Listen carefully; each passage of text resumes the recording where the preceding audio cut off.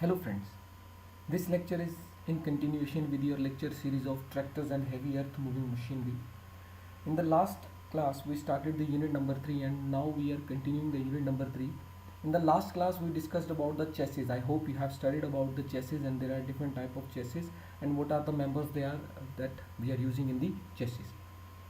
Now onwards we will discuss those parts which are mounted onto the chassis. Like the first and the major important part of the chassis is the engine, correct? So we'll discuss about the salient features of the engine which are to be mounted on the chassis. So these are the different topics which we discuss in brief, but how they are affecting the tractor's performance and how they are related to the tractors. So if I started with the stroke bore ratio, everybody knows about what is the stroke bore ratio. So you can see there is the X is a bore and Y is the stroke. So every tractor is having their own stroke bore ratio depending upon the power required and the work for it has been designed, correct? It is smallest possible surface to the volume ratio. Expansion process should be rapid. We require this to be a rapid. Expansion should be jerky and a rapid movement should be there so that there is no heat transfer between the system and the surrounding. That's why we wanted adiabatic process, correct? Then the next one is the specific fuel consumption. It is the most vulnerable point in case of a tractor because we all know that tractor is having very low specific fuel consumption and a different kind of research is going on to increase. There are more engineers or the researchers are working on to increase its specific fuel consumptions. We added many different designing portions or maybe the different fuels so that the specific fuel consumption could be more. So in this table, you might have seen in this table there is a different type of tractors: 55 bhp, 35 bhp, 30 bhp, and their fuel consumption. ST stand for fuel consumption and SFC specific fuel consumption is discussed in here. So it is just discussed in three different categories. Unplowed soil means the rough soil, the stubble soil means very thin soil, and next one is tilled irrigated means in the wet soil, you can say in the wet soil. So there is a different fuel consumption related to it. You can see it from here. So there are different many researches are going on in which the fuel consumption is to be increased. Next is the compression ratio. Everybody knows about the compression ratio. It is for the CI engine, the compression ratio is only way through which you can fetch out the maximum power. If I would say the compression and expansion of the gases is not adiabatic, everybody knows about it, correct? Although we assume these processes should be adiabatic, but in actual practices this is not because of the friction losses. The major important point is the friction losses. I think everybody knows about the compression ratio and its efficiency for the compression engines, correct? Then work is required to draw in and exhaust the gases. Clear? There is some work is used for the sucking of the air inside the fuel chamber and the exhaust of the gases, correct? Due to including all these factors, this compression ratio although is there, but the efficiency is get reduced because of the friction, because all the processes are not adiabatic and your efficiency is decreased because some of the work is used in to draw in the gases or exhaust of the gases. Clear? The next is the design of the combustion chamber.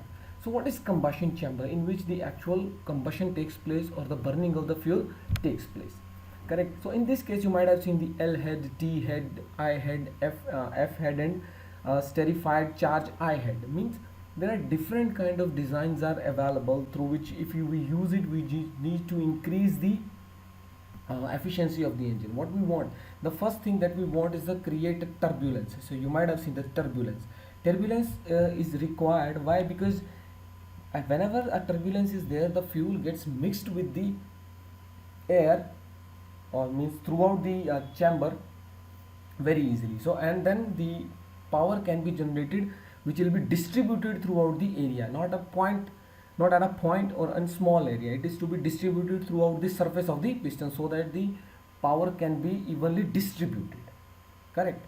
So this would improve the anti-knocking characteristics. Clear? Then the variations are due to the different methods of starting the combustion chamber process in the cylinder. So there are some variations are made due to the methods of starting the combustion chamber process. Clear? So process to be, there are different kind of new technologies are used, or maybe design of the injector is changed. Like you might have heard about the twin spark engine. Yeah, so there are twin sparks. So there are the different ways through which we are increasing the efficiency of a combustion chamber, so that we get lesser carbon content and fuel, a full fuel consumption, a full fuel burning inside the cylinder. So we are making some changes of design.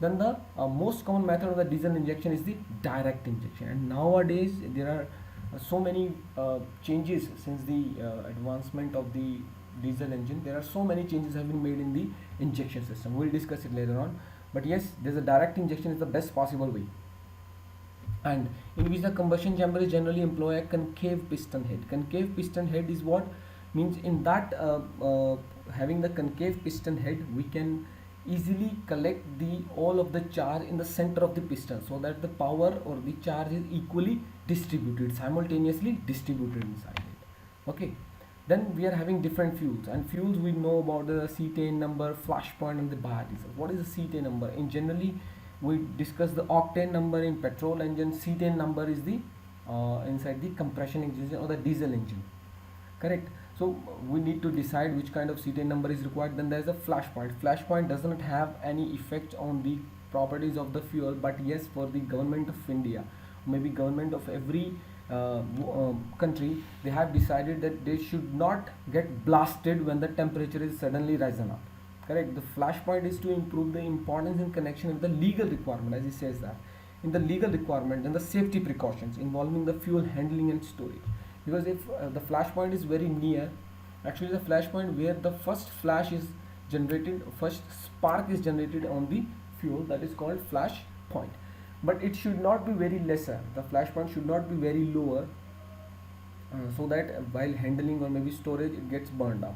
Here now the third type, which is third thing, is the biodiesel. It is the most advanced, so nowadays we are turning towards the biodiesels, because the diesels are we have heard that the fuels, these non those fuels which are through the fossils, they are not going to be remain forever. So we are now changing to the biodiesel. So biodiesel is a new vast field in which you can research. Yeah, so there are the fuels which can be used. In the France, they are using the biodiesel mixing with the mineral diesel in the engines, correct? Then the fuel injection system. Most important point is the fuel injection system. There are three types: individual, distributed, and unit injector system. So I will discuss about the individual. Individual means a plunger type of a diaphragm type inline fuel pumps are used in inject the fuels into the cylinder. This can be easily understood through the diagram. You might have seen in here. This is your you can see this is your fuel pump on this side, and it is there's sucking the fuel into a into a injector pump, correct? This injector pump, and this injector, there's one thing which we need to care in the injector individual injector and pump system, that we have a separate pump for each injector, correct? You might have seen in here the this is the injector pump, correct? There's a separate line, there's a separate pump for each injector. There are 4 injectors in the engine, correct? So there is a separate pump, that's why it is called individual type, correct? For the individual injector, there is an individual pump, correct? We all just as a common sense, we got to know about that. If there is a single pump or individual pump for each line, so there is an increase in decrease in the efficiency, or maybe increase in the fuel consumption of the engine, correct? So that's why we need to come upon with a single injector system with a single pump, that is called distributor type. The difference is the distributor replaces the individual pump with a single pump plus a distributor rotor, correct? So in previous case, we are having the number of pumps equal to the number of injectors, but now we are having one pump and a distributor plus n number of your injectors, correct? Because of the compact nature of the distributor pump, its principle of operations is more difficult. Why it is difficult, I'll show you here in this case. You can see there's a primary pump which is sucking the fuel from the tank, and then it is going to the one distributor block, correct? There's a pump which is rotating and keeping the pressurized fuel all the time, and there's a distributor block, correct? This distributor block is connected with the cams, means cam is deciding the timing at which this will throw the push the fuel inside the different cylinders. So it will pushes the fuel in different cylinders, correct, but a distributor has to work onto it. So in this, the fuel is metered at a central point, correct. A pump pressurizes, meter the fuel and times the injection, correct, at what time it's to be injected. From here, the fuel is distributed to the cylinder in correct firing order by cam operated poppet valves. I told you, there's a cam is, timing is set by the cams only, correct. Then the third one is unit injector. This unit injector is nowadays very much popular because we just clubbed two things. It is combined the function of high pressure pump and the injector into one unit, correct. One advantage of this is, you can see in here, see, there's a starter means the battery over here, there's a pressurized pump is in here and the injector is at the base. So it's a one single injector is placed in the cylinder, correct. At the topmost part will act as a pump and this lower part will act as a nozzle, correct. This is to pressurize the fuel inside. This starter or the electrical system is used to pressurize the fuel inside it because of it's a pump, and then it is the nozzle is provided to throw the and atomize the fuel and inside the cylinder, correct. So one advantage of the system is that there is no high pressure line to complicate the timing and metering of the fuel. So it is just pressurized inside the injector, no issue of the high pressure lines is there. So the unit injector is commonly driven by the separate camshaft. Duffy and New Holland have introduced this thing, correct. Then the next one is this is the example of the unit injection system, correct. So the low pressure pump and the injector is already clubbed with the pump which is pressurizing it and finally pushing into the different cylinder, correct. Then the next one is air cleaning system. This is one of the part of the air cleaning. This is the best type of air cleaner that I am showing you here, that oil bath type air cleaner.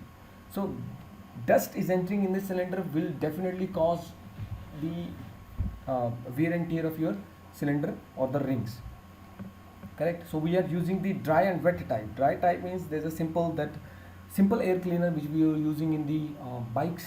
There's only one thing, that the dry type, but a wet type in which we are using the fuel, oil, not the water. We are using the oil so that all the dust could be collected. So this is a oil bath type air cleaner. You might have seen in this there is a filter material from the center of the this chamber. The uncleaned air is coming, the atmospheric air is coming. At the base we are having the oil reservoir. This oil reservoir, it is passing through the oil reservoir, so any kind of dirt and dust would be collected inside here, would be stick to the oil, and the fresh and the cleaned air would come out of it. And there is a filter material. If somehow it carries some of the oil with it, so it will be filtered from the filter material and the clean air will send to the engine or the combustion chamber.